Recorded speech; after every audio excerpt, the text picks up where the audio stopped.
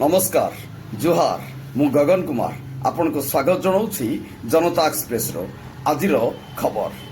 चारि ओडियांक समेत 71 व्यक्तिविशेष को पद्म पुरस्कार रे सम्मानित कले राष्ट्रपति।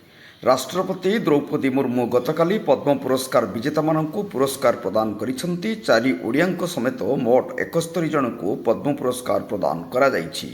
जातिसंघ रे पाकिस्तान रो मुखा खोलिला भारत, कहिला पाकिस्तान आतंकवाद रो जन्मदाता। जातिसंघ रे पाकिस्तान रो मुखा खोलिछि भारत। सारा विश्व रे सम्मान रो कड़ा भाषा रे पाकिस्तान रो निंदा कले योजना पटेल। से कहिसंती पाकिस्तान एक दुष्ट देश जहाँ आतंकवाद को प्रश्रय दिए एवं समग्र अंचल रे अशांति सृष्टि करे। 14 वर्षीय वैभव सूर्यवंशी आईपीएल रो एक ऐतिहासिक इनिंग्स खेली। से गुजरात टाइटन्स विपक्ष में शतक हासिल करी सारा विश्वर दृष्टि आकर्षण करिसेंती। से मात्र 35 बॉल रे सफलता हासिल करथिले। यह सहित से टी20 क्रिकेट इतिहास रे शतक हासिल करिथिबा सबुठारु कम वयस्क बैट्समैन मध्य होइछंती। केवल एतिक नुहे, से क्रिकेट इतिहास रे जेकोसी फॉर्मेट रे शतक मारिबारे सबुठारु कम वयस्क खेलाड़ी मध्य होइछंती। से 14 वर्ष 32 दिन बयस रे ए ऐतिहासिक इनिंग्स को खेलिछंती। मईसी नामक स्वतंत्र प्रजातीय देशीय मईसी को नहीं संपर्क अनुष्ठान तरफ दिया जाइथिबा विभिन्न दाबी उपरे Odisha livestock research development society निजर मत रखिछि। संपर्क अनुष्ठान तरफ मत्स्य प्राणी संपद मंत्री गोकुलानंद मल्लिक को भेटी ए नहीं दाबीपत्र दिया जाइछि। पाणीपाग तांडव रचिला काल बैशाखी। राज्यर अनेक स्थान में प्रबल वर्षा पवन सांगक वज्रपात मध्य होइछि।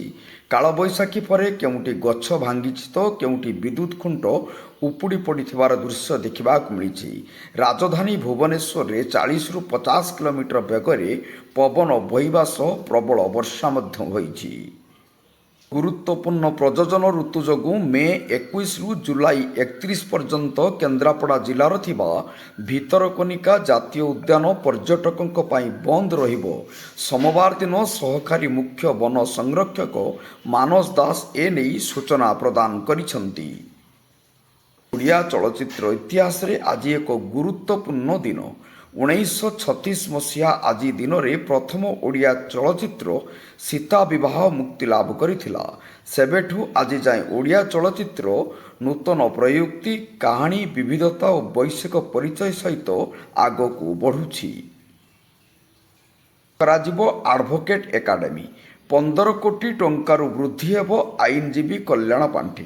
एपरी प्रस्ताव रही बोली आईन मंत्री पृथ्वीराज हरिचंदन आज हाईकोर्ट बार पक्षर आईनजीवी दिवस पालन बेले सूचना देइछंती।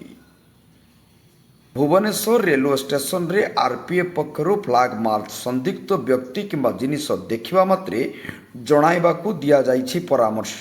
माइक जरिया रे यात्री माननकू सचेतनता मध्य करा जाउछि।